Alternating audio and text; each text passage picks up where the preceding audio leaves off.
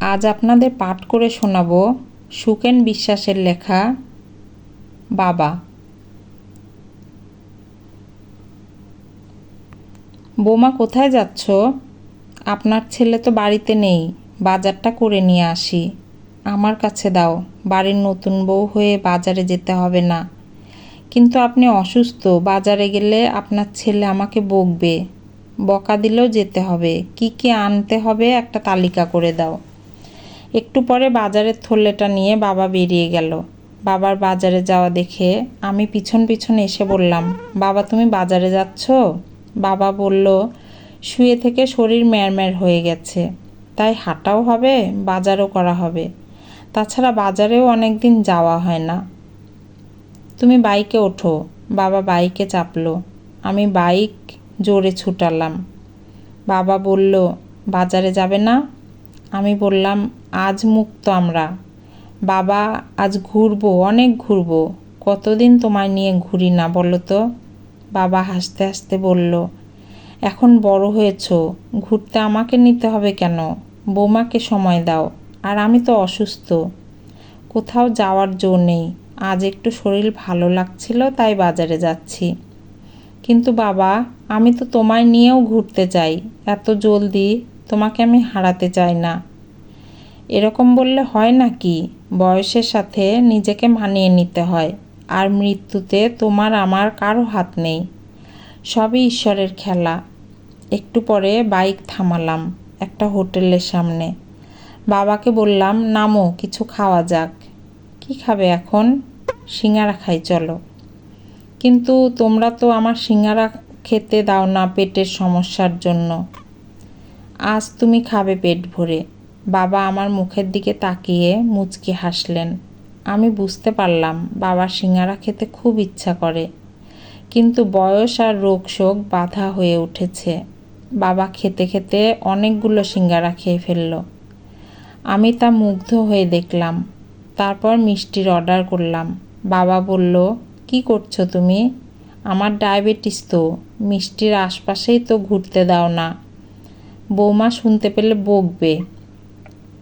আমি বললাম, তোমার বৌমা যা ইচ্ছা বলুক, আজ আমার খুব করে তোমায় খাওয়াতে ইচ্ছা করছে। ডায়াবেটিস হওয়ার আগে দিনে কতগুলো মিষ্টি খেতে বলো তো বাবা? এখন তুমি কিভাবে মিষ্টি না খেয়ে থাকতে পারো? আমার তো তোমায় ছাড়া মিষ্টি খেতে গলায় কাটার মতন বাঁধে। আমার দু চোখ ছলছল করে উঠল। বাবা বলল, নিয়মের বেড়া জালে আটকে গেলে সব সহ্য করতে হয়। এই যে এই দেহটা, বেঁচে থাকার জন্য এটাই তো সব। তাই তো আমরা সুরক্ষা করার চেষ্টা করি। সুন্দর এই পৃথিবী ছেড়ে কেউ কি যেতে চাই? সবাই বেঁচে থাকতে চাই। আমি বললাম, ওঠো বাবা, মিষ্টি এসে গেছে। দুজনে হোটেল থেকে বেরিয়ে বাইকে চাপলাম। বাইক বড় রাস্তা ধরে ছুটছে। বাবা, মিষ্টি খাওয়া শুরু করো, হাঁড়িতে যেন একটা মিষ্টিও না থাকে। দ্রুত খাওয়া শুরু করো কিন্তু। বাবা হাসতে হাসতে বলল, হ্যাঁ বাবা, এই তো খাচ্ছি। সব কটা খাবে কিন্তু বাইক থামার আগ অবধি, ঠিক আছে? বাবা একদম ছেলে মানুষের মতন মিষ্টি খাওয়া শুরু করলো। নিমিষেই সব সাবার করে দিল। মিষ্টি শেষ হতেই বাইক থামলো আমাদের গায়ে। আমি বললাম, বাবা, এই মেঠো পথ ধরে আমায় কাঁধে নিয়ে কত মাঠে গিয়েছো বলো তো? মেলার সময় কাঁধে নিয়ে গেছো ওই পাশের গায়ের মেলাতে। বাবা হাসলো, অনেকক্ষণ হাসলো। আমি মুখের দিকে তাকিয়ে থেকে বললাম, এমন হাসি থাকবে তো বাবা তোমার?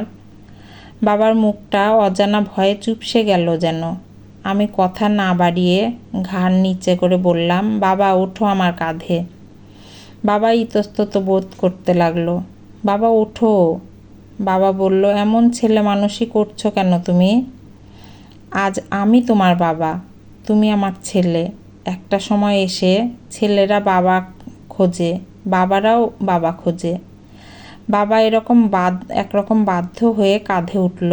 আমি হাতে মালাই দিয়ে বললাম, খাওয়া শুরু করো বাবা।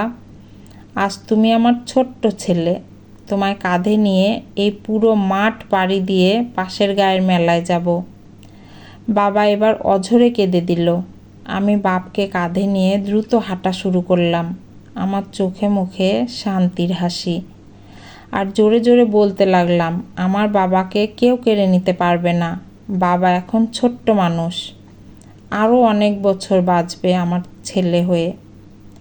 আমার স্ত্রী এসে, এই ঘুমিয়ে পড়েছ যে, ওঠো, বাবার জ্ঞান ফিরেছে। আমি ধর্মর করে চেয়ার থেকে উঠে বসলাম। সত্যি বলছো? হ্যাঁ গো। আমি আর কিছু না শুনে দ্রুত রুমে ঢুকলাম। আমার ছোট বোন কাঁদতে কাঁদতে বলল, দাদা, বাবা কেমন করছে? আমি বাবার পাশে বসলাম। পাশে বসে ডাকতে লাগলাম, বাবা, এই দেখো আমি এসেছি। বাবা কোনো সাড়া দিল না, শুধু ফ্যালফ্যাল করে তাকিয়ে থাকলো। আমি বললাম, কিছু খেতে ইচ্ছা করছে বাবা? তবুও কোনো সাড়া এলো না। এদিক ওদিক তাকিয়ে একটু পরে আমতা আমতা করে বলল, বৌমা পাশে বসো। তারপর আমার দিকে তাকিয়ে বলল, তোমার দিদি আসেনি? দিদিকে ফোন করা হয়েছে, এখনই চলে আসবে।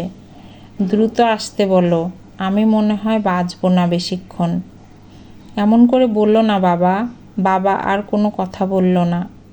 আমি দেখলাম বাবার দু চোখ বেয়ে জল গড়িয়ে পড়ছে। কেন কাঁদছো বাবা? দিদির সাথে শেষ দেখা হবে না সেই জন্য? না, কোনো অনুশোচনায় ভুগছে, কোনো এক ইচ্ছা পূরণ করতে না পেরে। না, আমাদের জন্য ভাবছে। আমি কাঁদতে কাঁদতে বললাম, বাবা মিষ্টি খাবে? আর কোনো সাড়া এলো না। আমার একটি হাত শক্ত করে ধরে রাখলো বাবা। আমার বোন কেঁদেই চলেছে। আমি বাবার চোখের জল মুছতে মুছতে অঝরে কেঁদে দিলাম। একটু পরে দিদি, পিসিমা, কাকু, কাকিমা এলো। তারপর অ্যাম্বুলেন্স করে বাড়িতে নিয়ে এলাম। বাড়িতে এলে সবাই হাউমাউ করে কেঁদে উঠল। আমি নিস্তব্ধ হয়ে বাবার মুখের দিকে তাকিয়ে থাকলাম।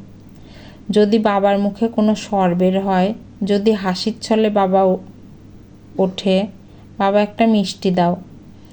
আমরা তখন হেসে বলবো, না বাবা, মিষ্টি খাওয়া কিন্তু ডাক্তারের বারণ। দিদির কড়া শাসন আরও বেড়ে যাবে তখন।